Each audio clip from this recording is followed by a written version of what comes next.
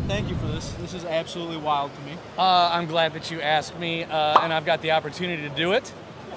We've got to hang out a few times before, so hopefully this isn't awkward. I'd like it to be as natural as possible. Oh, dude, this is so exciting. There's absolutely. I have questions that I've been waiting to ask. I've followed you for years now, at least 5 years when I got into welding school. I still remember when I messaged you when I went into welding school. And I actually got a response, and so I was like, oh, these people are real people. That's right. That's right. So I guess we might as well get right into it. Where did you begin?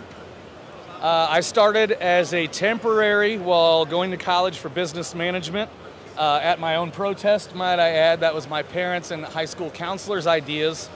But luckily, through a temp agency, I got placed at, first I started making wooden heat registers. That was not for me. Another place was a box factory. That was not for me. And then the last one was a polishing department and a fabrication shop. One day I saw Jay March, the hot shot. You know, if it was in Instagram days, he would have been the guy everybody was following. But I saw him lay a blue TIG weld, and I was like, I've never even seen this process before. What is this? You know, growing up in Gerald, Missouri, the middle of nowhere, Missouri, I was only ever exposed to stick welding. And welders, in my eyes, were just farmers, gruff guys. I was looking for a way off the farm, away from Gerald, Missouri, and no one ever came to my high school career center and ever presented it as such, a way off of the farm. So luckily I found my own way into things, and you know, really had no luxury of Instagram, YouTube, any of that. So it was never glamorous. There was never anything cool about it. It was just something that naturally played to my need to be moving and concentrating on multiple things at once. Absolutely. Yeah, I think that's like one thing for sure is like many people always associate welding with being in the field, being in the pipelines. No one ever really like thinks of the other stuff that can also be associated with it. But now with social media, you have people like yourself that actually show people what can be done. I mean, when I saw your TIG art for the first time, I was like, you mean to tell me this guy's a welder and he can do this too? Well, I'd seen other people do that before, so I can't take full credit there, but I definitely leaned into that, and that is what spurred the educational direction of my path. I really started doing the artwork because I was trying to get my 9-year-old daughter at the time interested in what I was doing, and the stuff I built at work did not fascinate a 9-year-old whatsoever. But when I laid a Mario character on stainless, it completely changed things, and luckily people like yourself and the handful of people I've assembled online appreciated it as well. But the cool thing is, once somebody sees artwork, you know, that's what appealed to you right at first. Absolutely. But now you're doing, you know, incredible titanium exhaust work and stuff. The benefit to finding you have a passion in this industry is you do have a place to exist. Now we just need to figure out whether you're going to be a welder, a fabricator. I mean, there's 3 buildings of stuff here. Not everyone in here is a weld nerd like you and I, but we're all a facet of this industry, and welding in itself casts an incredibly vast net. Absolutely. And that's before we ever talk about any of the other, you know, brake, form, lasers, any of the other cool shit. Finishing? Yeah, the finishing. I don't like to really reflect on that. That's a dark period of my life. You know, once you learn to weld, the benefit is you don't have to do as much of that grunt work, but there is a lot of value to the finishing. Absolutely. To understanding these processes. You know, when I got to weld with you on titanium exhaust, I've been welding for a long time. You were able to teach me a lot of things in a 10-minute, 15-minute period there that I never associated with the things I do just because it's your little niche. Yeah. Yeah, it's definitely one of those niches. But like, that's the thing is like, it's also amazing learning from everyone too, because it's like the knowledge that you've given me from finishing and stuff like that is like crazy. And that's what I remember following you off of, was like seeing like these welds, these beautiful stainless welds, and then they just get washed away, and like it looked like they never existed. And I'm like, so that's how people make furniture. And it's like those things that you never click in your head. Like people make displays, shelves, all this, and it's like without the skill of finishing, you would know. It gives away the magic a little bit. Instagram and, well, all of your social medias, it's like a beautiful condensed version of how it's made. Yeah. You know, without the mundane voiceover. It's a how it's made I can watch for longer than half an hour with it without falling asleep in the middle of it. Yeah, a little music in the background. A little pizzazz, you know. Keep you excited. I'm glad you brought up the music because, you know, a lot of the welding stuff really isn't that cool, but with the right reel, a little old 90s hip-hop, you can make even the most, you know, and speed it up 16 times. Polishing something looks pretty interesting whenever it only took you 90 seconds to get it done. Yeah, see, I was misled, all right? I went to go finish those intercoolers, and it took me a few hours. I was like, he did this in 15 seconds on Instagram, all right? I want a refund. When you cut out all the disc changes and all the, you know, all those things, it does look like an enjoyable process, but they call it a grind for a reason. Absolutely. I mean, it's the same thing with exhausts like this. I mean, everyone's like, oh, how long does it take you to make that? And I was like, dude, you know how long it took me to get to the point making that in 4 days felt quick, you know? Well, there's more deburring, there's more fit up and calculation. The welding portion of it is the most enjoyable, but unfortunately, it's probably what takes you the least amount of time. Absolutely, every time. I'd be like, oh, this is gonna be so much fun. I got 3 welds to rip. Takes me maybe 20 minutes, like, and I'm like, all right, time to go back to fitting. And that's the part. I mean, that's the thing that I'm still to this day like trying to comprehend more and more is the fabrication of things, because it's like, at the end of the day, enough practice, anyone can lay it pretty well. Well, a good fabricator can make a bad welder's job easy. But Very if you true. can do both well, it speeds up the entire process. Just because you can weld a joint in any gap doesn't mean you want to. So you should be able to, step by step, you know, all the way down from, you know, I'm even to the point now where I get to draw some of the things I'm ultimately welding down the line. So the longer you're in the industry, you know, you'll be able to do everything from start to finish eventually. And that's where the efficiency comes in. Yep. But so now, how did you transition to like working with schools? What made you want to start working with schools? Well, like I said, I stumbled into things by happenstance here. So once I started the Instagram page, obviously American Welding Society, different things like that were directly attached to the educational side started contacting me, but really just people reaching out via DM. You know, I had a lot of questions when I got on Instagram for people that I immediately followed, like, you know, Scott Robbie, Josh Welton, different guys that I immediately saw had been in the industry and had experiences that I didn't. So I started asking questions. And by figuring out that more people out there had more questions than I could answer, and these other guys, you know, you quickly realize that there's a desire for this information and a lack of education. And I got very, very fortunate that a friend of mine locally happened to open up a school 12 miles from where I live.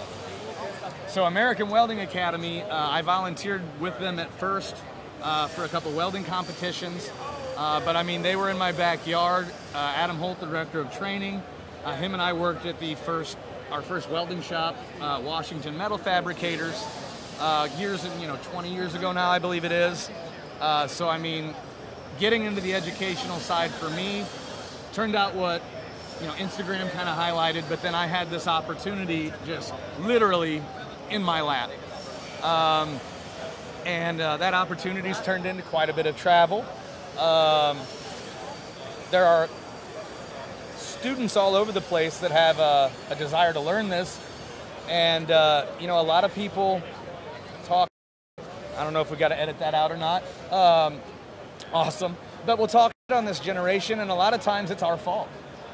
Not necessarily your and I, because we're doing something about it, but there's so many old timers in this industry that all they do is poo-poo on the next generation and say we can't find any good help.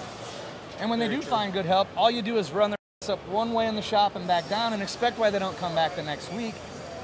You know, there's a lot of great kids out there, just nobody's ever been able to get through to them or portray this trade in a way that more people want to enter it than are leaving. And unless somebody changes that, like you, I, the rest of the wonderful people around here, nothing changes if nothing changes. So I saw an opportunity with my positive demeanor and chipper outlook that I might be able to make a difference. And this is my 6th FabTech now, and I meet new people every year. We'll continue coming back because I do believe what you and I and these other people are doing is having an effect on it. Absolutely. I mean, yeah, that's one of the things that it's like when I went to welding school, my teachers and my instructors were those old heads, you know, and like I would ask them, I'd be like, hey man, you know, like, is there any way I could get my hands on some titanium? You know, is there any way I can maybe get some thin wall tubing? Because like I knew that I wanted to do stuff related to motorsports, cars, stuff like that. And none of them were like, oh yeah, you know, we can do this, this, and that. And it's like, they were like, nah, all we got's thick pipe. You know, like that's what we're running, and like that's what you have. And whenever I tell them, oh yeah, I want to build exhaust for supercars, they'd be like, you think you're going to find a job where all you do is TIG weld stuff for supercars all day? And I was like, yeah, for sure, that's what I want to do. And like, turns out I ended up being able to do it. But I think that's what's important about getting people like yourself to talk to kids, is that's like, it shows that there's more to welding than going laying Just in the dirt because field. they couldn't do it doesn't mean you can't do it. Exactly. A lot of people have it burned into their brain that this is the path and the way things worked for me, and that's the only way. Yeah. As long as you keep moving forward, it's going to work out for you one way or the other. It's just, how can we accelerate that? Is it through schooling, through training, certification? I mean, hell, Instagram. Yeah. Instagram is the closest thing I ever had to training before I started working at the school.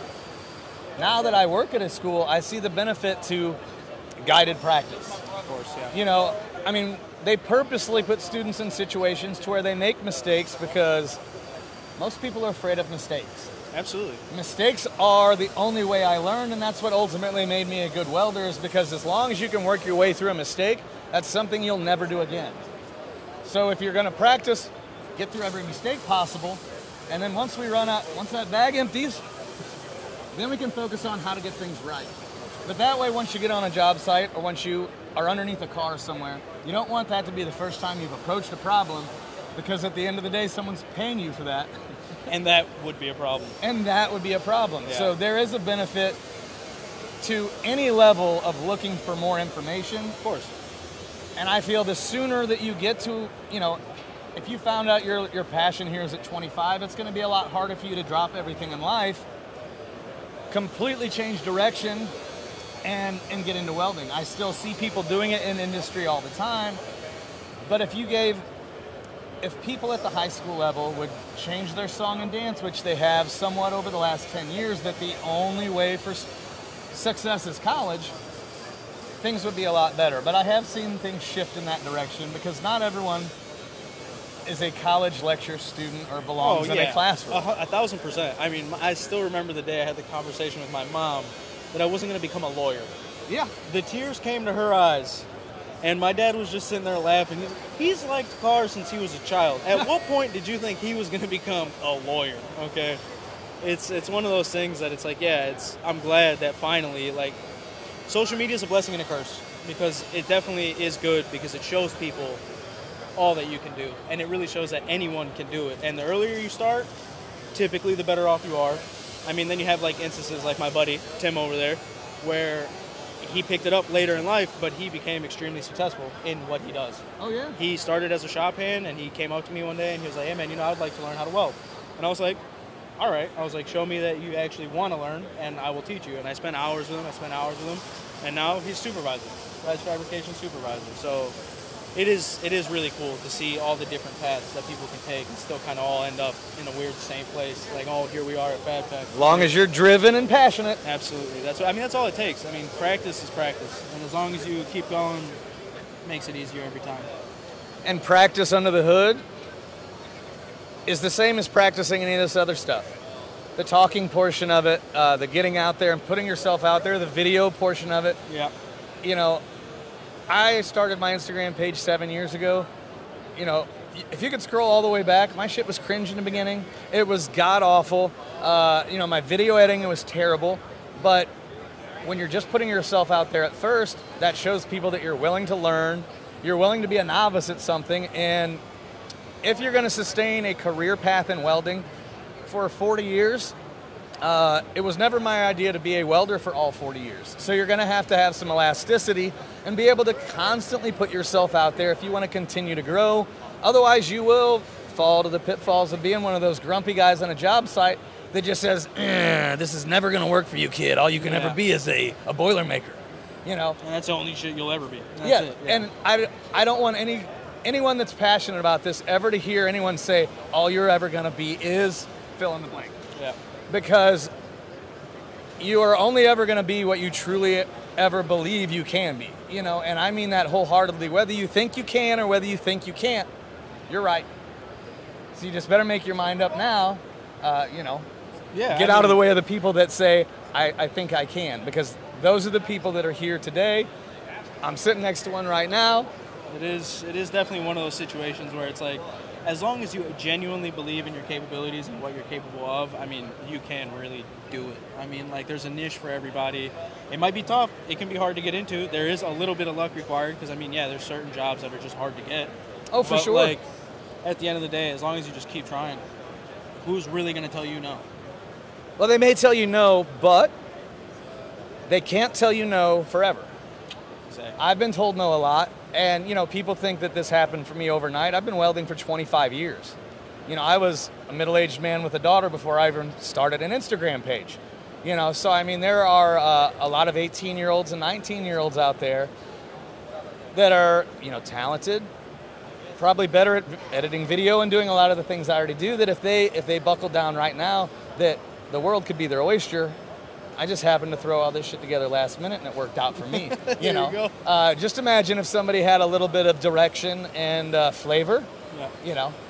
Absolutely, that's sick. I mean, yeah, it's crazy because, like, I remember seeing you then, and then even since then, how much you've even grown is, like, it's crazy. It's like, it's so. Well, I get to physically go out and meet people now. Yeah, so not only do I bother them online, but I sneak into high schools. I get to shake hands and make friends, and it turns out there are nerds like us everywhere. Yeah. If you look in the right spots. You just got to go out and find them. Yeah, you just got to find them. It's a lot easier on Instagram to find them because I can just post it, and, you know, they usually have follow something. The hashtags at the bottom. They have something very positive to say every time they ever come across my page, of course. Although it is pretty interesting to see when they don't and you respond. I was saying that very tongue-in-cheek. I like to have a little fun with some people because, well, and it doesn't bother me at all. It's water off a duck's back. I've seen enough hateful attitudes in person with guys that I had to work next to for 10 years that someone talking nasty to me online doesn't bother me, but it pisses me off when I see them doing it to students. Yeah. When I see it doing it to kids that are honestly trying to break out in this industry, that have been doing it. It's one thing if you want to bust a student's chops that've been doing it 5 months. Yeah. But like a kid that's flipping his hood for the first time, a kid that's never run an electrode, you know, people only pick on people they find less talented than them. Of course. If you have to pick on a student that's got 4 hours of experience, what does that say about you? Exactly. So then, yeah, I will get a little worked up and fire back at people because they're cowards. Yeah, absolutely. I mean, anyone that's really going to try and bash a kid for learning a new skill is kind of like, you know, what is there to bash? So I shouldn't always come at people when I do, but it's because I'm passionate, and it's usually because I personally know this student. Yeah. And I was probably there offering them some help, or one of the instructors, where if somebody really had something to say something negative, but then offer a piece of actual advice that might help that person out. Yeah. Anyone can be a CWI and look at something and say, well, that looks like porosity.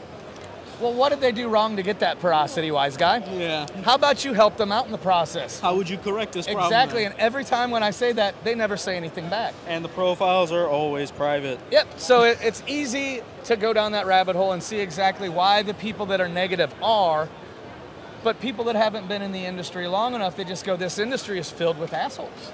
Yeah, I mean, it's fair definitely to say that, like, from the outside, because it really is just a lot of internet keyboard warriors that think they're better than each other. And it's like, why can't you just be like, hey, man, you could have done this slightly better, and then the person be like, all right, that's fine, I'll try it next time. It never goes like that, obviously, unless it's two normal people. Because an outsider looking in, all they see is this right here on Instagram. Yeah. They didn't say the hours that you put under the hood, learning how to prep and grind and, you know, clean the inside of your material, wear rubber gloves all the time, and all the things you have to do to painstakingly weld some of that out.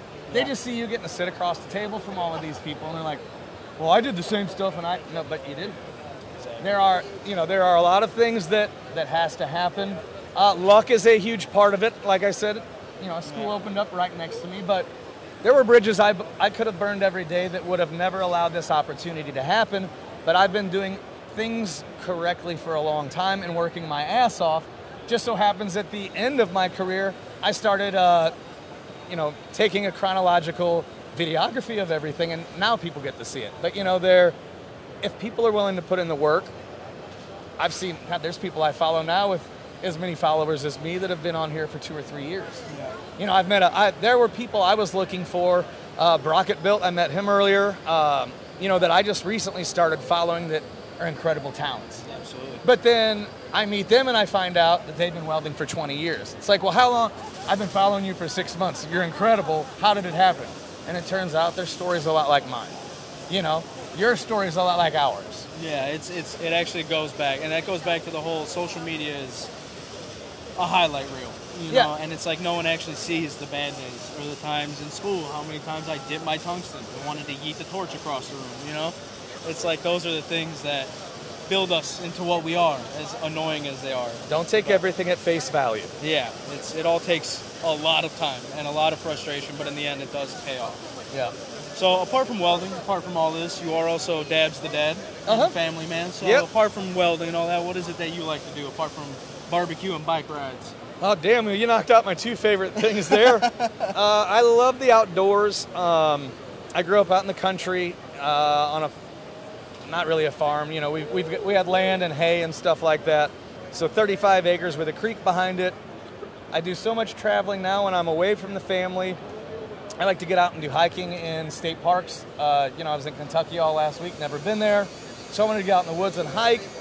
When I'm with the family, the wifey and I, our favorite thing is to go see live music. And my daughter and I's favorite thing would probably, you know, I don't know, be go and get ice cream, something like that.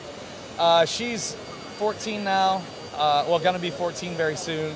So I'm not nearly as hip as I used to be. I'm getting to that point where everything Dad says is cringe.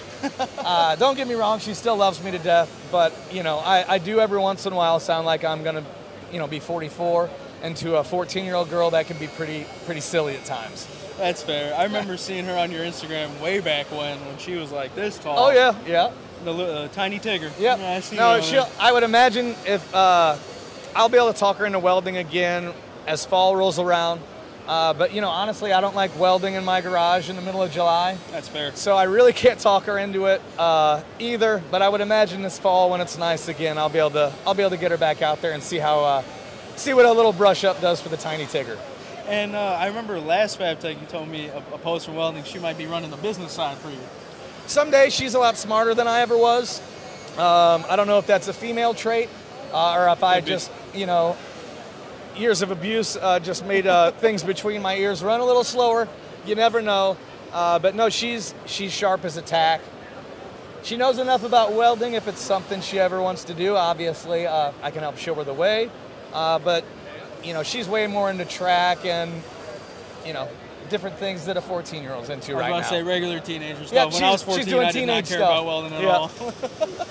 Yeah. No, boys have entered the chat, I'm afraid, so there's a whole other thing going on there. You know, it's all right. Hey, at 14, the girls are still a lot bigger than the boys, so there's not much to worry about. She can still kick every one of their asses, you know.